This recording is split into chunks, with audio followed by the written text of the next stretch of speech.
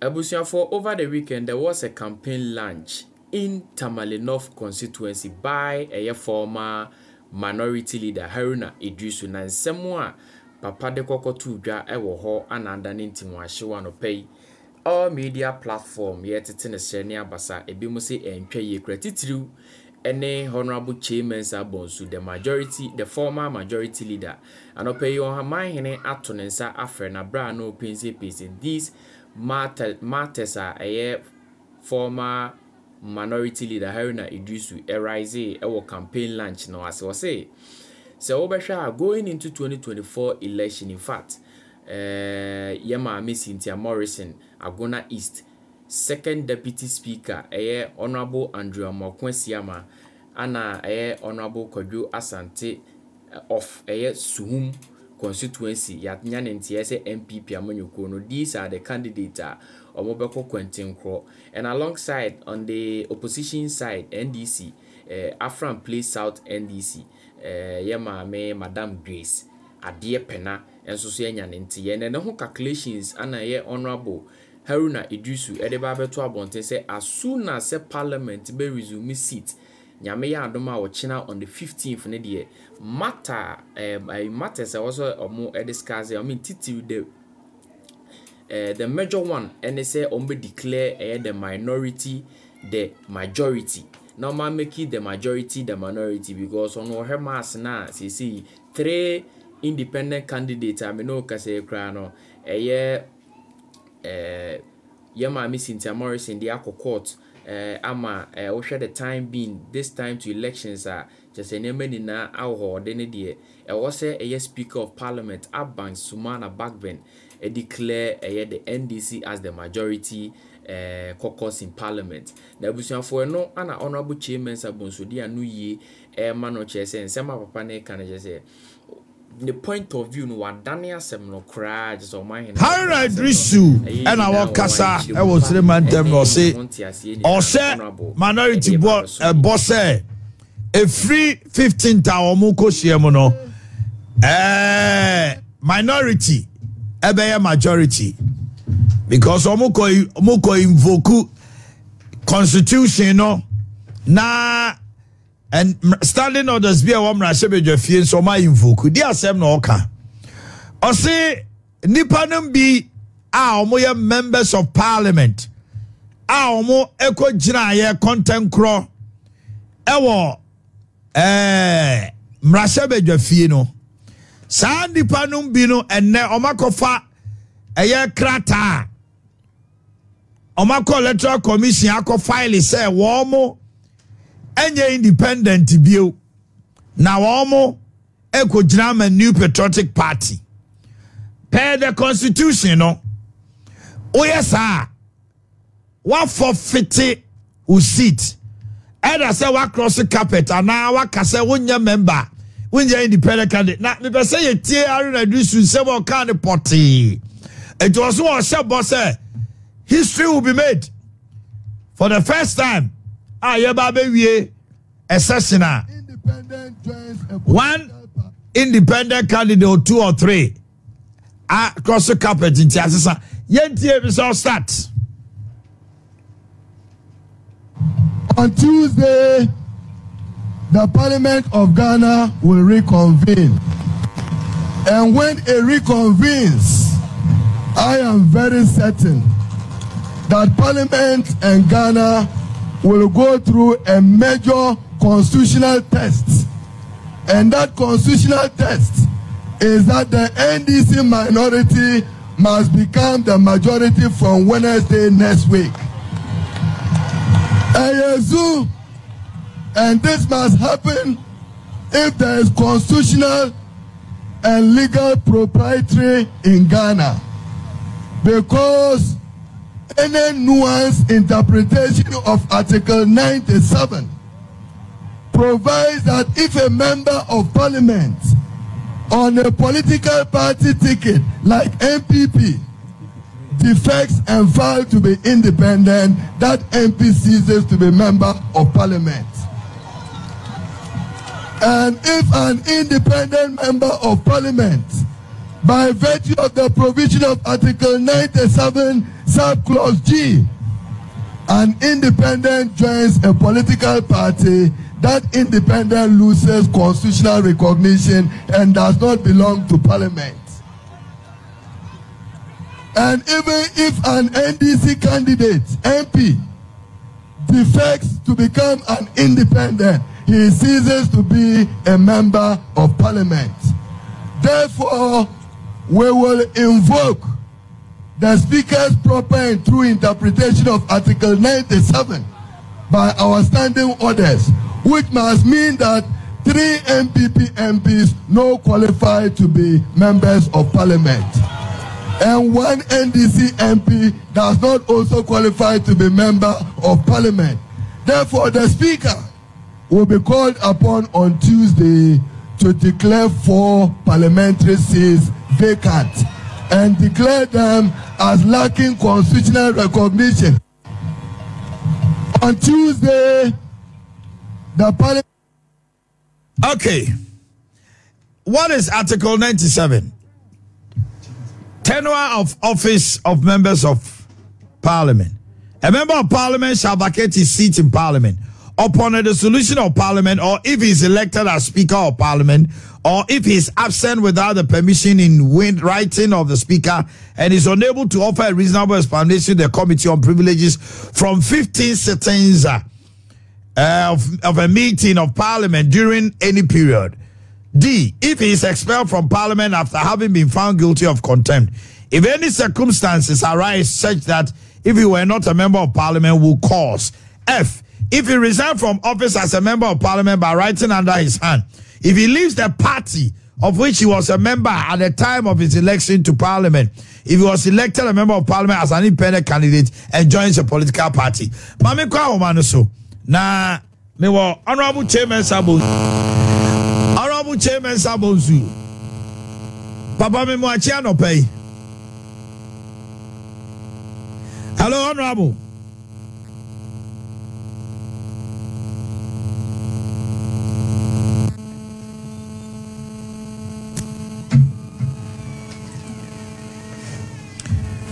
Good morning, Honorable. Uh-oh. Yeah, Kwaba. Yeshe and some Haruna Iddrisu Kyei. Cynthia Morrison akofa krata say ojina contemcro. Meboa. Okay. Now, okas ojina contemcro no constitution no say if he leaves the party of which he was a member at the time of his election to parliament to join another party to seek or seeks to remain in parliament as an independent member. I don't know Cynthia Morrison I know. Cynthia Morrison I. It's Cynthia Morrison the end year Article 97G. G. 47G. 97G. Okay. Anna, if he was elected a member of parliament as an independent candidate and joins a political party, how do you join a political party? By now standing in as the candidate for the political party. And no, I say, that's Honorable Chairman Sandy pay. Now, bomb to say, where the Facha say, and you all the way from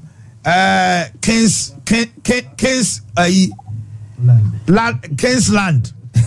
First, you can't Queensland. Since you can't king and you know for form. You better. But all my, I don't address you. I launched the campaign or Tamale. Or say Tuesday, Parliament reconvene. They are going to invoke Article 97 FGH. Now, Article 97 FGH, no? Or can, especially G and H, say there are 3 members of parliament, not more ewo NPP moi. Eddie Kyei, second deputy speaker, Siama, Akofa Krata, standing in ewo for Menaso NPP ni. Cynthia Morrison, so ewo parliament, also Jina Contemcro, Anna, Koja Sante, Suhum, ono eti omo fi say MPP for me ensa NDC ni baako omo fata se omo tena mrase bedwafie according to article 97 FGH no eti no they are going to invoke it on the office say if there is constitutional propriety there by Wednesday also omo na majority wakatum honorable asemi no kura wom ni say na inchiremu ni say that's a mine. Baby, I may want to meet Kassan Cherry. But you're that Roma, who did Tiawa cry?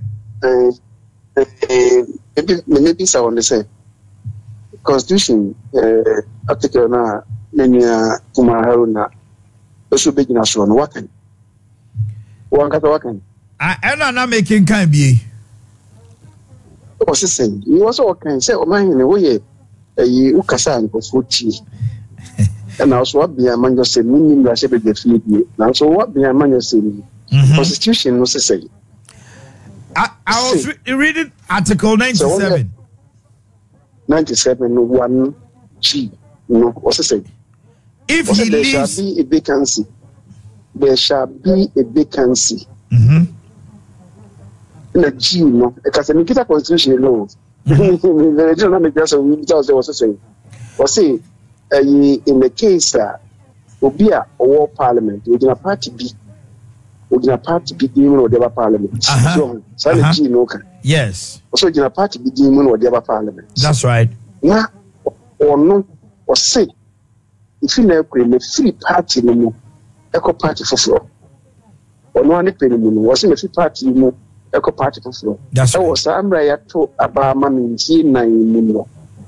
My yes, na nipa bia yes happen Honorable Abraham Kofi Asante no correct oyebi no amenfi Kofi no amenfi east to amenfi west yes oyebi o tro kata ono ani pemu o tro kata de command speaker say if you make no NDC o se fi le ko o jai party o jai NDC the on Koso enter in parliament on the side of NDC. The speaker no yes was also we jai party there wa open we jai party there and you know was a catcher electoral commission and a man speaker no directly clerk of parliament more talk after the command electoral commission any party we jai party no on one pay move party nearby no die it was free. First until the end. Professor, why you saying? Yeah. Or no, now or NDC tickets or MPP. And we jay a cogena MPP NDC tickets for the bar parliament. I think Tamale Central. Ena or the bar parliament. Or buy no tip on one was it. The Kuna didn't buy it. I think we don't know who's NDC. The Kuno. Imu ama mbade ba parliament wojai NDC ba MPP the free be say obe cross carpet over parliament I want say carpet be a second no the speaker na akra for now second and we free NDC side a cross over MPP side na constitution no empress ade na issue so what the party na do buy mo akọ party for NDC ni free a man, by election. By election, a produce, yeah, Madame, Honorable Hussein Musa. I don't know what's about Castle on Kobiwa or Jai. A man, and double for the cinema. Now, Cynthia Morrison, I could say a buy year before December 7th for the next parliament. Eddie. Onina MPP no be obi tina second call. Now for the time being no on can MPP. What you see? And how can anybody invoke a closing? How can anybody invoke it? So that's number one. That's number one. And Omama Kacho, I was going to say, Omwa already, I mean, come back to 1993. But after back, no NDC. If you know, Honorable Moses Mabengba. Moses Mabengba, no. So no MP NDC in Sabuba. Omuba Parliament first now MP before ya maybe as NDC Parliament between or no, the member of Parliament for Sabuba, which was in the then Northern region. Any Alaji, if you say, no, yeah, Deputy Whip, Emma NDC, Samred. Na konkomane na number phone to kwebia apejasa adre. That's right. Emma obi alaji if you see the class in the parliament you say but no da gombeni. Na Moses so ye kongombeni. And some na ba say konkoma phone nya no mo ye no a. Omo they will flush them out of Gomba lands because since I say I'm sorry the Gomba phones are. And Moses no also can say konkoma phone to say Israel Omukumba kwa almost be kum at him on the other side. And now Mukas on Pacho. Oh, say, Pacho say, any penny in Nasma can and no Panamunga or no Pacho. Then I mean, I must move then Pacho on Pacho. And then this is focus on which party. And they thought that some years they will be able to expel him from Parliament. But whether someone was Attorney General at the time, no, whether someone TMF was saying, the Constitution in Casa. On Castel, move it made the only the Parliament. Was one only people in those focus with Jaya. It's also in this one, there's one Jaya. But yes, how do you get him out? You can't get him out. It is let our children say, they have to withdraw. And manage a seminar, and my edition. So, okay, actually, you know, was a military by and Moses Nebeye, Minister for the Northern Region. That's right. And which John Mahama Baya, also, ambassador to Ghana's ambassador to Angola. But yes, indeed, that is a whole about of the Mile horrors. Indeed, since Morrison nominee, should we MP no as a matter, Article 97(1)G, no. That's right. Over 1H, no. 1H, no. And they affect the deputy speaker. Or also, original contact on the Parliament. Now, for purposes of next year's, for purposes of by December 7th, they call for Ubiamanako Parliament, and no, January 7th, echo as the next Parliament, and was a sad back forward. But the contact group. So, for the next Parliament, they said, or when you are uncle contact group, maybe the original NDC petition of the attack. Now, 1G, you know, does it mean, say, I join any NDC, I join any MPT? As far as I'm concerned, how does a person join a party? I join any party? So submit application. Okay. So submit application, the party is here to. I say, I'm more treaties for the party and so on and so forth. What you see? Can anybody prove, say, the same man? I join any MPT, I may have a card. Now, is there any record to that effect? One does not need to be a member of a party to be sponsored by the party. So, okay, yeah. Because Commander Iguafu, yeah. Constituency. Okujai. Nana Koye, a party for what you say. Hello? Oh, and people focus say, and also no. That's right. We are sponsoring you. Now, for them would be a commander. It didn't make Indian a member of the party. What you say? Okay. And again, how do you prove so? But even if you are applying it to CCR, how do you prove that way? To me, it's an exercise in superfluity. It doesn't hold water. Okay. However, the Chesa Haruna said, they apply to the Speaker of Parliament to interpret the Constitution properly. The Speaker interpretation of the Constitution doesn't lie. It lies for the Supreme Court. That's right. So yes, yeah, and this is what the Supreme Court for interpretation. This Speaker interprets the Constitution. me da say asem titi asem petia asempeti amami fausiana ye bobo wa hano asem we eminim say Tuesday china tokwe besi parliament no but anyway Asante, we are not lawyers, but we can also look at one or two. The article 97G. Now Honorable Chambers say minim diname kind yeno. I read it to them. Yeah, I'm call for further better particulars. It says that if the member leaves the party of which he was a member at the time of his election to parliament, to join another party. This is the 8th parliament of the 4th republic. And the Abane Atono 2020 na Ede Omabano. And the more Moyam Rasebejafo. Se obi kase wo ko independent. The question Abu Chairman said Cynthia Morrison wa catch MPP and our track commerce speaker say we jai MPP Debbie on Troman. Cynthia Morrison also be independent in the next parliament. That is what Honorable, I'm interpreting what Honorable Chairman said. In the next parliament, say see idea why MPP MP, but in the next parliament. But the Muslim say he has showed forth say he is not going to be part of MPP again. And to all cast on young Koyeno. Now they see I want to clear an intent, no.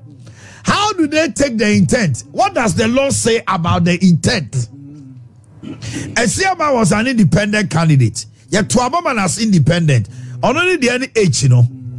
If he was elected a member of parliament as an independent candidate and joins a political party, so in the course of a Siamano, Chambers as one fact joining, but in our political balance, you can sponsor a candidate who necessarily is not a member of your party. And Wama Indium, dear MPP for sponsor Indium, and now, let me finish. And then, say, Okofa, Suhuma MP na NDC, you know. Or MPP ni, Koja Sante, also so co-independent. But no, so co-independent. Also, chairman say, G now Mokano and Kano. Because, in as much as so co-independent, no. They have not written officially to Parliament, say, because F no, it says if he resigns from office as a member of Parliament by writing under his hand addressed to the Speaker, and if he leaves the party of which he was a member at the time of his election to Parliament to join another party.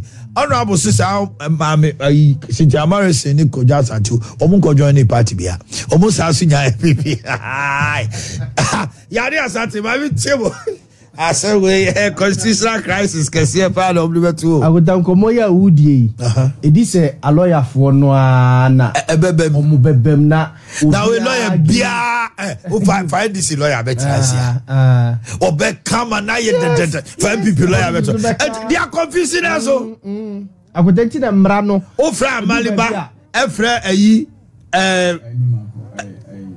o de fra maliba de obe kanu no obi tie wi a o fra gari ni mako a obe ka wie obe ka se fra digital macro fra ayi baba jama o fra na obi chiri mama emra no situate no pepepe o fra gari ni mako no ne nana ewu abafo ayi lawyer. Oh, and she has out. The other weekend, the Mensa Sam Cynthia Morrison. Court to Pertina Casse. Oh, my uncle, Major Woman Mensa, and the Mensa. Court saw my uncle Cynthia Morrison. Yes, this year be a war. I'm gonna this year on that day. Call court. Aye, say, Omontia says Cynthia Morrison to Sana Mono. anti yemfa court injunction nto no so na wan file and a court grant ya momo electoral commission so say when no man process maame na ansa amana contest maame no court nka so man contest you court the so atono so kopim so mo be say the merit of whether or not say application now mo the bre citizens no and our residents of the constituents no and the court will want to go into the merit and realize say omasem na di mu a and waka che electoral commission say twen na yenye dai yenye nhwehwemu because you see how court granting no say why no independent candidate na court no rule say on to me contest biwa no mama me no so aboka it is Morris to gra ebo no marakunta enkomo ye di nyina yesi ye de assembly se ni dance ya ye twa bi ho de ya dance de na no si ye akota yes days na aka no ye by election or any of these constituencies enye say 6 months and sana why ye by election na enye akota so be kai a formina MP lawyer Andramo Akwesiama emra that time na my koko ye speaker who decided say MPP parliamentary prime minister womo eye party ne na ani ne ye a oche no ho every parliamentary primaries no ho no